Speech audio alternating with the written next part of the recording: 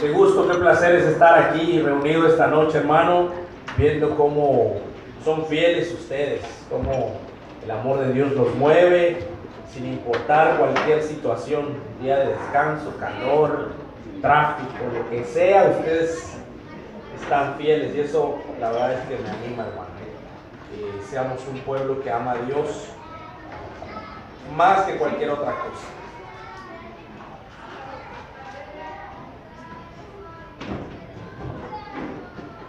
Le pido por favor me acompañes en una oración. Padre Santo y Poderoso, muchísimas gracias Dios por tu amor mostrado y que cada día nos sigues demostrando, Señor. Es un privilegio estar a tu lado, Señor, es un gusto escuchar tu palabra, Señor, aunque a veces nuestra mente, nuestro cuerpo se resista un poco, Señor, a algunos cambios, algunos hábitos que sabemos que están mal y que están arraigados, que tu palabra nos insta a cambiar, Señor. Dios amado, te oramos que podamos aferrarnos a tu enseñanza y que tu Espíritu Santo siga trabajando en nosotros para cada día ser más como Cristo. Es nuestro deseo, es nuestro anhelo, Señor.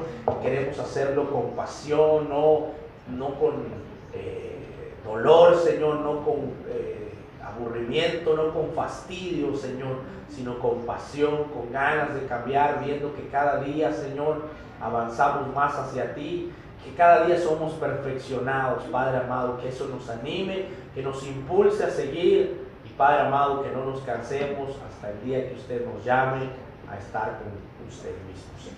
Padre amado, le oramos por el mensaje de esta tarde, que conecte con nuestra mente, con nuestro corazón, que usted ministre en nuestra vida a través de su Espíritu Santo, Señor. Le oramos y le pedimos en el nombre de Jesús.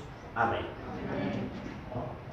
Pues como sabes, estamos en el libro de Romanos, terminamos el capítulo 11.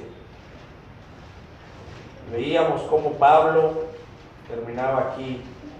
Habló un poco de judíos y gentiles, ¿no? Y decía que el pueblo judío, al final de cuentas, había sido, pues de cierta manera, sacado del plan para que nosotros pudiéramos entrar y que en un futuro nuestra vida debía darle celo a ellos, ¿no? Debíamos de vivir de una manera tan gloriosa y tan extraordinaria por el Evangelio de Cristo, que aún los mismos elegidos, el pueblo elegido de Dios del comienzo debería de sentir una clase de celos de nosotros y que eso debería de moverlos a regresar. Y al final de cuentas Pablo termina en el versículo 33 con un poema, ¿no? Y dice: qué profundas son las riquezas de Dios y su sabiduría y entendimiento.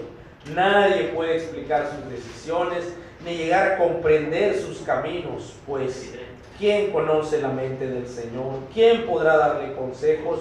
¿Quién le ha dado algo antes para que Él tenga que devolvérselo? Porque todas las cosas vienen de Dios y existen por Él y para Él. Gloria para siempre a Dios. Amén. Esto termina diciendo Pablo en ese capítulo, porque obviamente él se da cuenta de que Dios es increíble, es insondable, es poderoso y que todo es por Él y para Él. Al final de cuentas, el entendimiento, Dios nos dio una mente que tenemos que utilizar para tratar de entender las cosas al máximo, pero llega un límite en la mente humana donde no se puede pasar, no se puede comprender todo, y ahí no queda más que apelar a su amor, que aferrarnos al amor de Dios y pues de esa forma saber que todo es para nuestro beneficio, para nuestro bien, para el bien de los que amamos a Dios. Y eso es lo que Pablo dice aquí.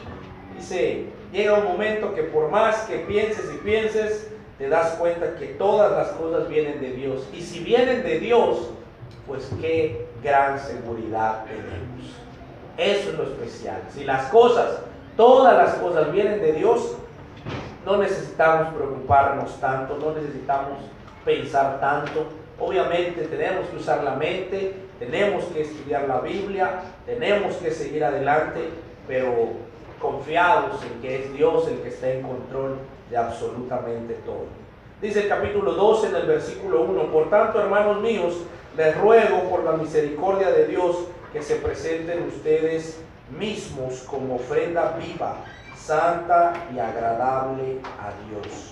Este es el verdadero culto que deben ofrecer. No vivan ya según los criterios del tiempo presente, al contrario, cambien su manera de pensar, para que cambie su manera de vivir y lleguen a conocer la voluntad de Dios, es decir, lo que es bueno, lo que es grato, lo que es perfecto. Podemos darnos cuenta de lo primero que pide Pablo. Dice que nos presentemos nosotros mismos como una ofrenda viva, santa y agradable a Dios. Presentarnos nosotros, nuestro cuerpo. ¿Alguien tiene la versión Reina Valera? ¿Puede leerla, por favor, quien la tenga en voz alta? 1 y 2, gracias. Así que, hermanos, os ruego por las misericordias de Dios que presentéis vuestros cuerpos en sacrificio vivo, santo, agradable a Dios, que es vuestro culto racional. No os conforméis a este siglo, sino transformaos por medio de la renovación de vuestro entendimiento, para que comprobéis cuál sea la buena voluntad de Dios, agradable y perfecta. Muchas gracias. Podemos ver también en esa versión de la Reina Valera, me gusta este versículo un poco más porque dice, aquí dice, preséntense ustedes mismos como ofrenda y sacrificio. Y nosotros mismos a veces nos concebimos no como el cuerpo, sino como el ser, ¿no? A veces dices, yo soy así, yo me estoy entregando a Dios porque hago, pero la versión Reina Valera dice algo más explícito, dice, presenten sus cuerpos. Y es real que a donde va el cuerpo, pues vamos nosotros, ¿no? A veces la mente puede estar en otro lado, pero el cuerpo a donde va, ahí estamos. Y eso es lo importante de sacrificarnos nosotros mismos, nuestros cuerpos como tal. Y dice que eso es el culto que debemos ofrecer. ¿Puedes tú pensar a qué viniste esta noche? Y tú puedes decir, bueno, vine al culto, ¿no? Vine a darle culto a Dios. Pero dice la Biblia que este no es el verdadero culto que debemos ofrecer, no es el culto que le interesa a Dios. Esto es solamente una parte del culto que nosotros ofrecemos a Dios. Es una parte nada más. Podemos quedarnos con la idea de ¿cuándo le ofrezco culto a Dios? El miércoles y el domingo, son mis días de culto. Pero la verdad es que la Biblia no dice eso. Pablo está diciendo, ustedes tienen que rendirle a Dios culto todo el tiempo con su cuerpo. Qué especial que cuando tú piensas que vas al trabajo, piensas, le voy a rendir culto a Dios haciendo una obra. Le voy a rendir culto a Dios llenando oficios. Le voy a rendir culto a Dios vendiendo algo. Le voy a rendir culto a Dios haciendo labores domésticas. Le voy a rendir culto a Dios, etcétera, etcétera, etcétera. La forma en que tú desarrollas tu vida día a día también le ofrece culto a Dios. No solamente este momento. Y dice además Pablo que ese es el verdadero culto que nosotros debemos ofrecer. Imagínense, el culto racional, dice la versión Reina Valera. ¿Qué entiendes por racional? Habla de la razón, habla de la mente, habla de saber, del pensamiento, de estar consciente de lo que estás haciendo. No es un mero culto que se hace como que, pues estaba ahí y no quedó de otra, sino es algo que deseamos, es algo que queremos y que hemos nosotros mismos decidido. Cuando nosotros tomamos la decisión de entregarnos a Jesús, decimos que Él es el Señor y el Salvador, y lo que estamos declarando es que le vamos a rendir culto todos los días de nuestra vida, en cada momento, en cada detalle. Eso es lo especial. El verbo, el hecho de que nosotros podamos ofrecer culto a Dios es ofrecerle a Dios nuestra vida cotidiana. La vida cotidiana, en lo que tú estás haciendo día a día. No solamente cuando estás aquí, miércoles y domingo. Dice después del versículo 2, no vivan ya según los criterios del tiempo presente, al contrario, cambien su manera de pensar para que así cambie su manera de vivir y lleguen a conocer la voluntad de Dios, es decir, lo que es bueno, lo que le es grato, lo que es perfecto. Y sabes, aquí cambiar, transformar la manera en que nosotros pensamos, lo que me gusta mucho, por si no lo sabes, en el Nuevo Testamento Pablo utilizaba palabras muy específicas. El griego es uno de los idiomas más increíbles del mundo, porque de ahí se derivan casi todas nuestras palabras, de todo el mundo, no solamente del español, sino del inglés y de otras muchas cosas. Provienen del griego, del latín, algunas. Y Pablo, bueno, si tú no sabes, la Biblia, el Nuevo Testamento fue escrita en griego y utilizaba palabras muy específicas para lo que quería decir. Por ejemplo, aquí nosotros vemos que dice cambien su manera de pensar para que cambie su manera de vivir. Bueno, para nosotros un cambio es un cambio, ¿no? Pero en el griego existían dos palabritas por ahí, no me las sé, así que las voy a leer. Una era sisgematizasti y la otra era metamorfostai. ¿Me escuché muy griego, no? Bueno, el sege era un cambio temporal. Todos nosotros tenemos cambios temporales. El sege es, por ejemplo, tú no te ves igual ahorita que hace 10 años, perdóname. Y no te verás igual que dentro de 10 años. Es un cambio temporal. Cuando vienes aquí a la reunión, no estás de la misma forma que cuando vas al río. No estás de la misma forma que cuando vas al cine. Hay un cambio. Si estás de fiesta, no estás igual que cuando vas a un funeral. ¿Estás de acuerdo? Hay un cambio temporal. Y la palabra metamorfostais hablaba de un cambio de algo permanente. Aunque tú ves un ser humano de 10 años y uno de 50, sabes perfectamente que es un ser humano. Ahí, esa es como la parte que no cambia. Aunque hay un cambio temporal, sigue siendo un ser humano, ¿no? En 10 años, aunque tú cambiaste físicamente, creciste, engordaste, enflacaste, no sé, pero sigue siendo un ser humano. Ese refrán que dice, aunque la mona se vista de seda, mona se queda. Ahí hay un cambio solamente en el sege, pero no en su metamorfosis. Y Pablo aquí está hablando de la palabra metamorfosis, metamorfostai. Está diciendo tiene que ser un cambio en tu esencia, no un cambio que puedes hacer como de ropa, que puedes hacer como de edad, que te ves diferente con la edad.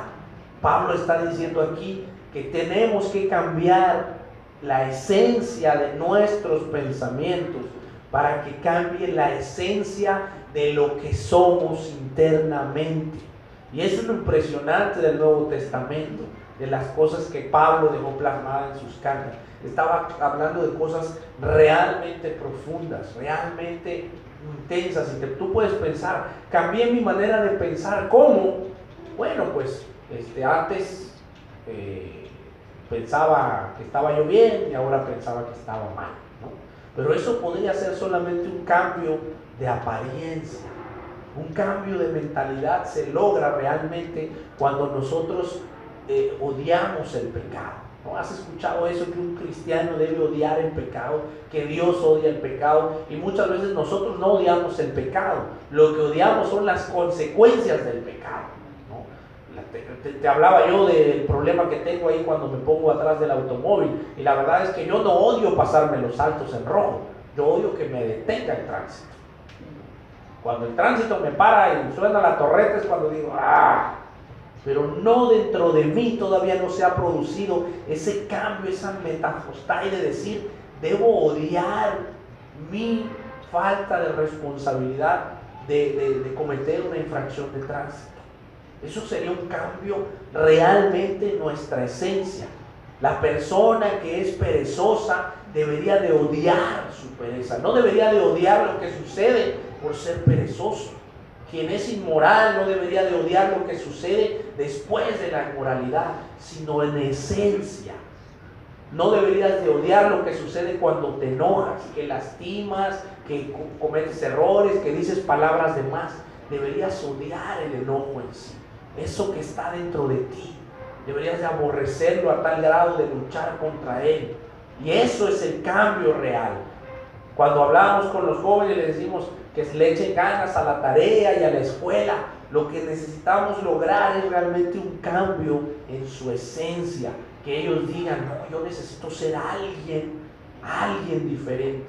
Necesito desarrollar eso en mí. Y eso es lo que Pablo está hablando aquí. Está diciendo, cuando cambies tu manera, tu esencia dentro de ti en lo que piensas, entonces entenderás lo que es bueno, lo que es grato y lo que es perfecto.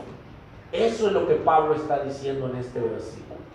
Está diciendo, cambiemos en esencia. Tú puedes venir al culto aquí y salir allá y ser el mismo. Eso no es un cambio en esencia, es un cambio de ropa. Eso es un segma. Eso es ya, me quité la ropa para el culto y ahora me pongo la ropa del que soy afuera. Aquí Pablo dice, ¿realmente quieres ver lo que es bueno, grato y lo que es perfecto? ¿Por qué sucede que de repente como cristianos, cuando yo empecé en el cristianismo, me pasaba muchísimo que decía, quisiera ser como este hombre que está allá, o como el que veo que sirve, como el que veo que habla de Dios, el que invita amigos, el que comparte la fe? Decía, ¿por qué yo no puedo ser así? Es muy sencillo, porque no había un cambio en la esencia, no había un cambio realmente de quién era yo, no en lo que hacía, sino de quién era. Aquí ese es lo interesante de esto, que necesitamos cambiar en esencia. ¿Estamos de acuerdo, hermano? Dice el versículo 3, por el encargo que Dios en su bondad me ha dado, digo a todos ustedes que ninguno piense de sí mismo más que lo que debe pensar. Antes bien, cada uno piense de sí con moderación, según los dones que Dios le haya dado junto con la fe. Porque así como en un solo cuerpo tenemos muchos miembros y no todos los miembros sirven para lo mismo, así también nosotros, aunque somos muchos, formamos un solo cuerpo y en Cristo estamos unidos unos a otros como miembros de un mismo cuerpo. Dios nos ha dado diferentes dones según lo que Él quiso dar a cada uno. Por lo tanto, si Dios nos ha dado el don de profecía, hablemos según la fe que tenemos. Si nos ha dado el don de servir a otros, sirvámoslos bien. El que haya recibido el don de enseñar, que se dedique a la enseñanza. El que haya recibido el don de animar a otros, que se dedique a animarlos. El que da, hágalo con sencillez. El que ocupa un puesto de responsabilidad, desempeñe su cargo con todo cuidado. El que ayuda a los necesitados, hágalo con alegría. Podemos ver que uno de los pensamientos favoritos de Pablo es esta unidad de la iglesia. Recuerdas que en Corintios también habla, en 1 Corintios 12:12 dice, vuelve a hablar del ejemplo del cuerpo, ¿no? Dice, no porque uno sea mano y el otro sea pie, le va a decir algo, ¿no? O no porque todos sean ojos. Dice, no todos pueden ser ojos. Aquí ese era un pensamiento muy especial de Pablo. Está hablando de la iglesia, está hablando del cuerpo de Cristo, está hablando de nosotros, hermanos. Está diciendo que todos somos uno, todos para uno y uno para todos. ¿Has escuchado esa frase de los 3 mosqueteros? Bueno, pues no es solamente de Athos, Potos y Aramis, sino es de Dios. Uno para todos y todos para uno. Eso es el sentido de la iglesia. Ese es el mayor sueño de Dios. ¿Y sabes qué? Es lo más difícil también. Lo más difícil de conseguir. Que realmente en el corazón todos seamos uno. Que tengas deseos de servir a la iglesia y de servir a tus hermanos, como Pablo lo dice aquí. Primero dice que cada uno debe de pensar de sí, no debe pensar de sí mismo más de lo que debería, pero tampoco menos. Es importante conocerte, hermano. Tú mismo conocerte y decir, estas son mis debilidades, estas son mis fortalezas, estos son mis dones. ¿Sabes? Ese paso de darlo es muy difícil. Muchos de nosotros pensamos que en la iglesia hay muchos arrogantes, pero nosotros no somos arrogantes. Pensamos que en la iglesia hay muchos que sirven poco, pero nosotros servimos mucho. Pensamos que hay muchos que deberían de cambiar tal o cual cosa, pero que nosotros tenemos poquitas cosas que cambiar. Y sabes, la Biblia dice, Pablo dice primero, piensa de ti con certeza. Piensa de ti, analízate, revisa qué son tus debilidades y qué son tus fortalezas. Tus debilidades para ser discipulado, para que seas ayudado, para que oren por ti, para cambiar. pero tus fortalezas para que las puedas poner en donde deben, para que las puedas poner al servicio de Dios. Y sabes, me llama mucho la atención, leía un comentario bíblico que decía, me llamó mucho la atención que decía, tal vez te des cuenta cuando veas tus fortalezas que jamás vas a poder ocupar un puesto de altura según los humanos, ¿no? Tal vez tú analizas y dices, yo para hablar soy malísimo, para redactar una clase o un devocional, pésimo, me cuesta mucho trabajo, entiendo mis ideas pero no las logro externar en papel. Y sabes, eso es bueno, que tú logres definir para lo que no eres bueno, pero que también veas los dones que sí logras tener, que sí logras desarrollar, sin dejar de esforzarte por adquirir nuevos dones, por perfeccionar nuevos dones, pero también siendo consciente de las cosas que sí puedes hacer de una forma extraordinaria. ¿Sabes? No todos tenemos los mismos dones, hermano. Hay dones que Dios da y que solo Él da. ¿No te ha pasado que a mí, bueno, te comparto en el ajedrez, hay un amigo mío, se llama Javier Contreras, tenía a su hermano Ramón Contreras, los dos eran muy buenos en el ajedrez, y Ramón tenía que estudiar por lo menos 5 horas de ajedrez para jugar menos que su hermano. Su hermano solamente era suficiente con estudiar 1 hora, jugar unas partidas, y su capacidad mental era tan impresionante que superaba a su hermano siempre, y era algo difícil. Pero sabe, yo ahora que veo la Biblia digo, él tenía algo que Dios le dio, un don especial para el ajedrez.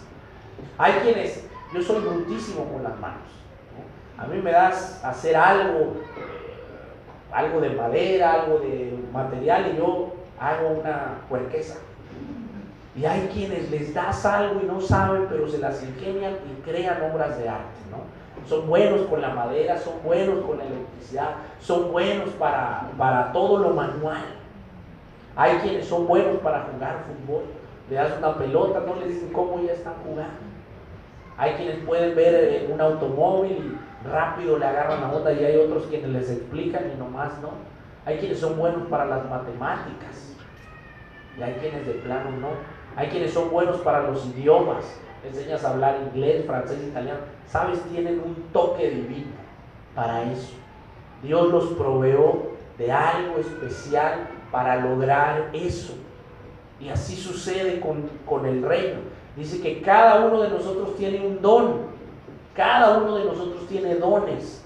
Y es importante ponerlos al servicio de Dios. Dice que el que tiene don de profecía, que lo use. Sabes, muchas veces no te confundas con el don de profecía. Dice incluso aquí, hablemos según la fe que tenemos. El que tiene el don de profecía, que hable según la fe que tiene. Eso es hablar del mensaje. La profecía es hablar de la palabra de Dios. La profecía es hablar de las cosas que Dios hace y que Dios va a hacer según la fe que tiene, pero debe hacerlo. Dice que si servimos, sirvamos bien.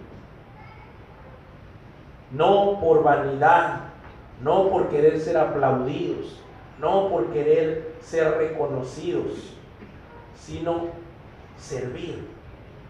El que haya recibido don de enseñar, pues que se dedique a la enseñanza. Y sabes, tú puedes tener el don de enseñar y no querer hacerlo. Tú puedes ser bueno para enseñar y no querer hacerlo. Ahí están los niños, ahí están los grandes. El que haya recibido el don de animar a otros, que se dedique a animarlos. Sabes, este don es muy especial. El don de animar. Mi esposa me decía que ella tenía el don de desanimar. Un hermano de México se lo dijo. Ay, tú tienes el don, pero de desanimar.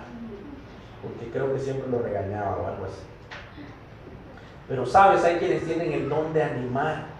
Quienes rápido los ves y ya te sientes animado. Te van a ver a tu casa porque andas mal y apenas lo ves y dices, ay, ya quiero regresar a la iglesia. Ya me animé. Pero sabes, si no vas, si no visitas, si no animas, entonces tu don está siendo apagado.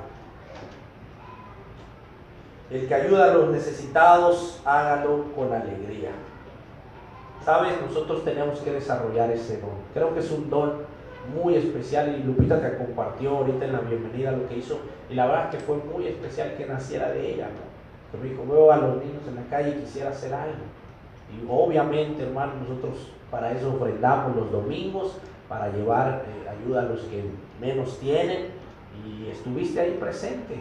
Y sabes, fue con alegría, me mandó fotos, me dijo, mira, ya hice los sándwiches y las cosas que lo llevó a los niños, y la verdad se veía bonito, empaquetado en su papel celofán, su sándwich, su jugo, su juguetito. Algo sencillo, pero con la alegría de dar. Sabes, cuando tú haces las cosas con alegría, hermano, se nota, se ve. No necesitas que alguien te lo diga. La enorme diferencia de hacer las cosas con alegría es que tú pides, y las cosas de hacerlas con apatía es que te exigen. Cuando algo te emociona, lo pides. Quieres ir al río, quieres ir al cine. Mi hijo, cuando quiere algo, está insistente, ¿no? Y hasta te lo dice con alegría, papá, vamos a ir al parque. Y se sonríe, ¿no? En cambio, cuando no quiere hacer algo, es todo lo contrario. Hay una cara de pesadez. Ahora vete a bañar. Así nos pasa a nosotros. Cuando las cosas se hacen con alegría, cambia.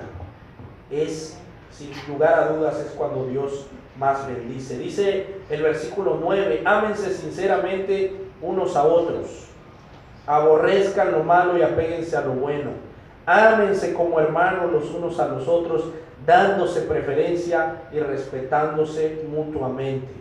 Esfuércense, no sean perezosos y sirvan al Señor con corazón ferviente.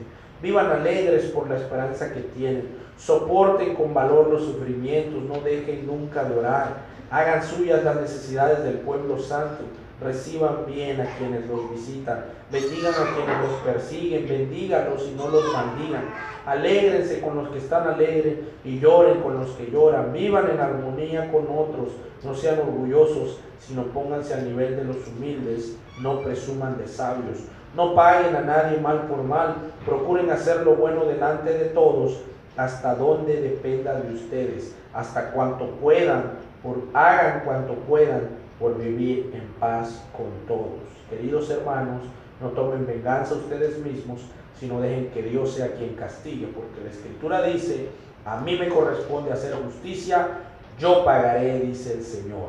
Y también dice, si tu enemigo tiene hambre, dale de comer, y si tiene sed, dale de beber, así harás que le arda la cara de vergüenza. No te dejes vencer por el mal, al contrario, vence con el bien al mal. Por supuesto que Pablo no solamente era un teólogo prominente, no solamente era un poeta para Dios, no solamente amaba a la iglesia, sino que le daba consejos prácticos. Consejos muy prácticos acerca de la vida cristiana. Y si tú lees con detalle esta lista, te vas a dar cuenta de que son consejos para todos y cada uno de nosotros, totalmente prácticos para nuestra vida diaria. Dice, ámense sinceramente unos a otros. Esto es difícil de lograr, hermanos, ¿sí o no? Porque Pablo no está diciendo, sean hipócritas, ¿no? Hagan como que aman, sino dice que logren llegar a un amor sincero, un amor que se preocupa por otros, un amor que logra mover montañas y barreras, un amor que sobrepasa cualquier cosa jamás pensada. Es muy importante, el cristianismo ha sido muy importante y será muy importante porque su máxima es el amor. Hubo un tiempo en Estados Unidos donde las iglesias se congregaban, blancos por un lado, negros por otro lado, y sabes, ahí no había un amor sincero, había una intención de amar, pero no había un amor sincero y profundo, real y verdadero. ¿Qué es el amor entre hermanos? Eso es algo que debes de preguntarte tú. ¿Amas verdaderamente a tus hermanos? ¿Oras por ellos para empezar?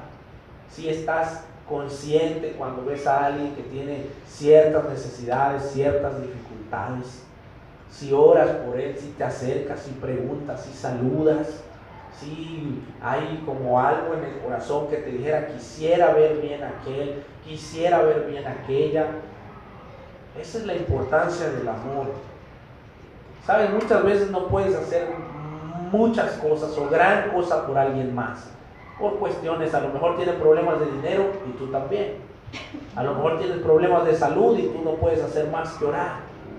Y quisieras hacer más, pero el simple hecho de que haya un anhelo y un deseo en el corazón y que hagas todo lo que esté a tu alcance por hacer algo bueno por esa persona, por hacer algo bueno por ese hermano, es realmente lo que Pablo está instando aquí. No está diciendo transfórmale la vida al otro, no. Está diciendo ámalo sinceramente.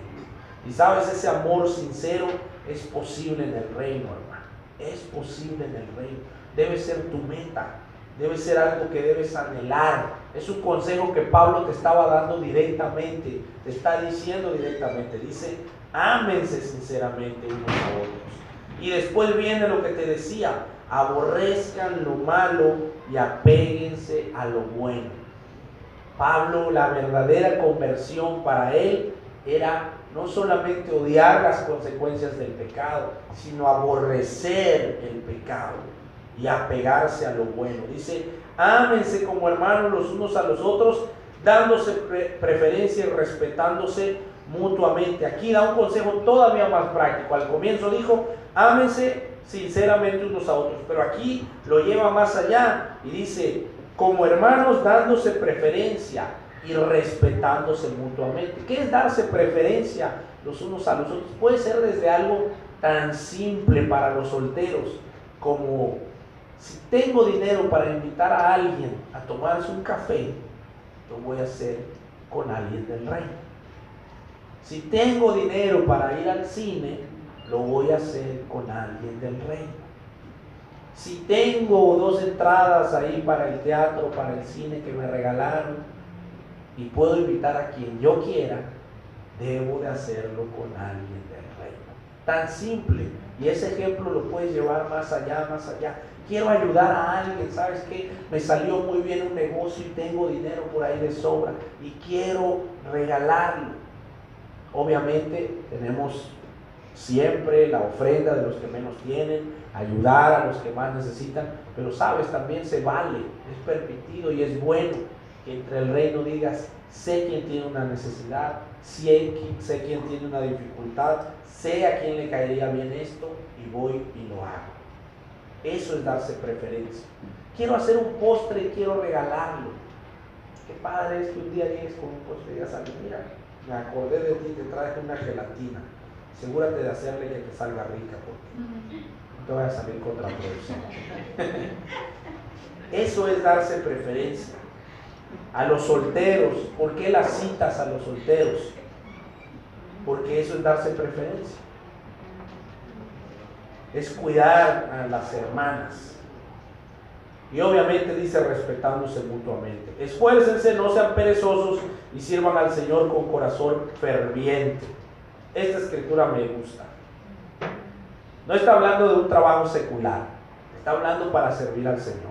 Dice, esfuércense, no sean perezosos y sirvan al Señor con corazón ferviente. ¿Recuerdas esa escritura donde Jesús dice, ¿qué hace el amo después de llegar a su casa? No llega con el esclavo y le dice, come, sírvete y después me atiendes, no, sino llega y le va a decir al sirviente, ¿sabes qué? Dame de comer, lávame los pies y luego ve qué haces. Y dice, nosotros debemos de considerarnos así como siervos. ¿Recuerdas lo que dice la escritura? Dice como siervos inútiles. Eso dice la Biblia. Como siervos inútiles, que hacemos apenas lo suficiente. Y sabes, muchas veces como cristianos nos ha pasado que decimos, no, mi vida como cristiano es intensa. Me levanto temprano, oro, voy y comparto la fe, doy un estudio, trabajo y hago tantísimas cosas.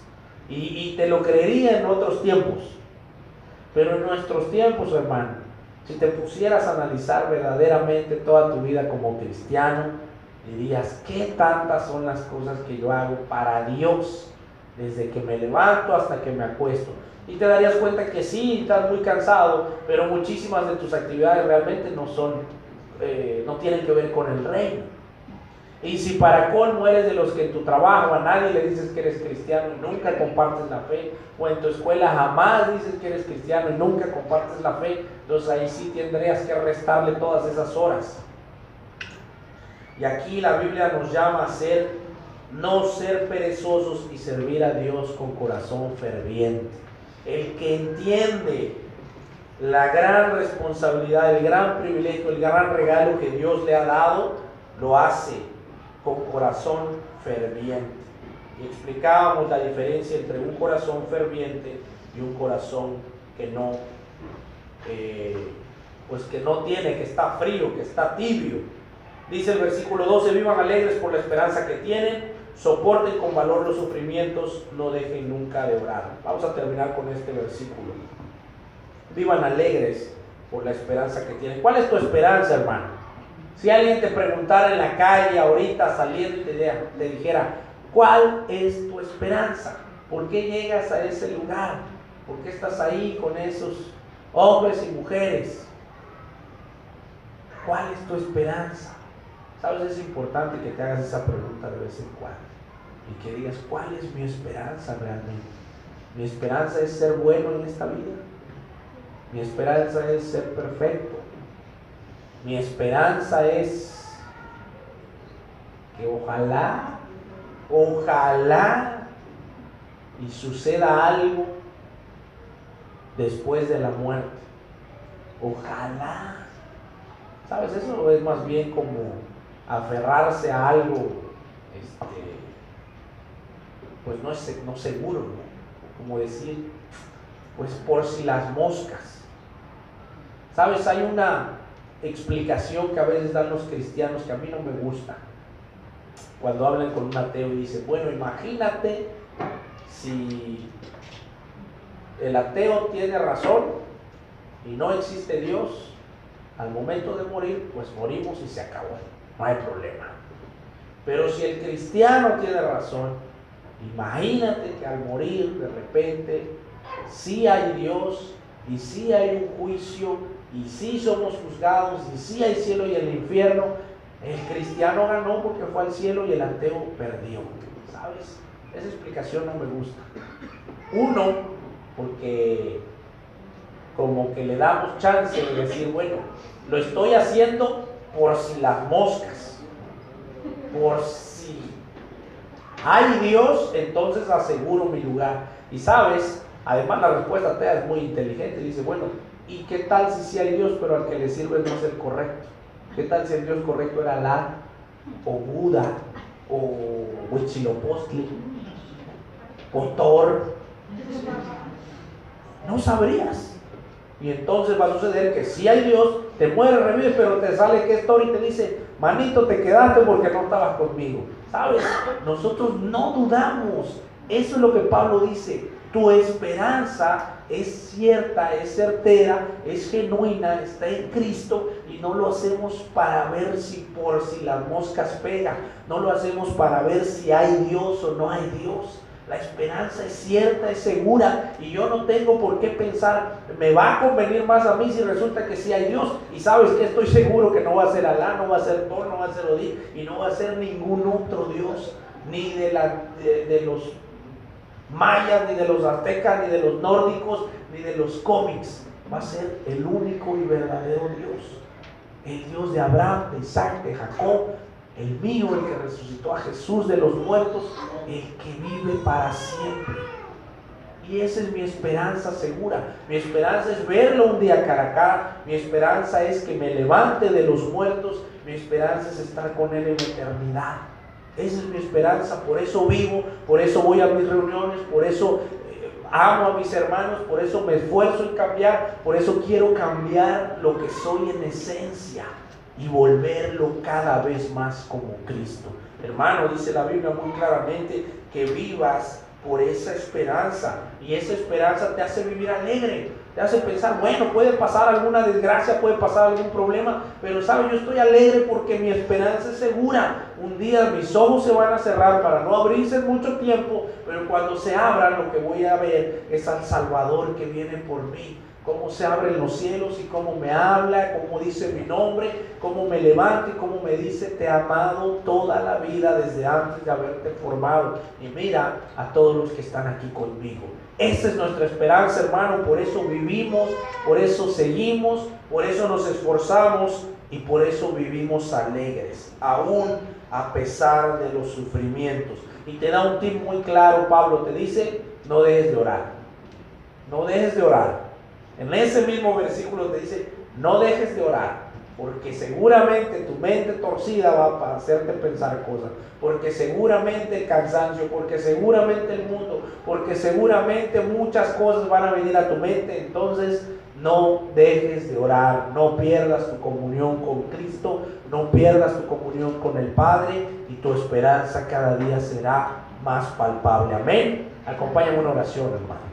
Padre amado y Dios poderoso, tenemos una esperanza certera en tu Hijo amado Jesucristo, que murió por nosotros, Señor, pero resucitó y cada día nos habla directamente al corazón, nos sigue amando, sigue buscándonos insistentemente, Señor. Y no solo a nosotros, sino a todos los que están allá afuera, jovencitos, grandes, viejos, ateos, no ateos, Señor. Él sigue buscándolos y sigue diciéndoles y mostrándoles que los ama, que es real, Señor, y que un día volverá por su pueblo. Padre amado, permítanos vivir alegres, confiados en esa promesa, esforzándonos, Señor, no sintiéndonos vigilados, porque si hacemos algo malo estamos fuera, no, Padre amado, sino felices porque hicimos cosas malas y estamos dentro, Señor, dentro, porque Jesús murió por nosotros. Padre, bendito sea por esa esperanza tan increíble que está en Cristo Jesús. Es en Él por quien oramos, es en Él por quien confiamos, y es en su nombre, Padre amado, que hablamos. Amén. Hermanos, que Dios nos siga bendiciendo. Gracias.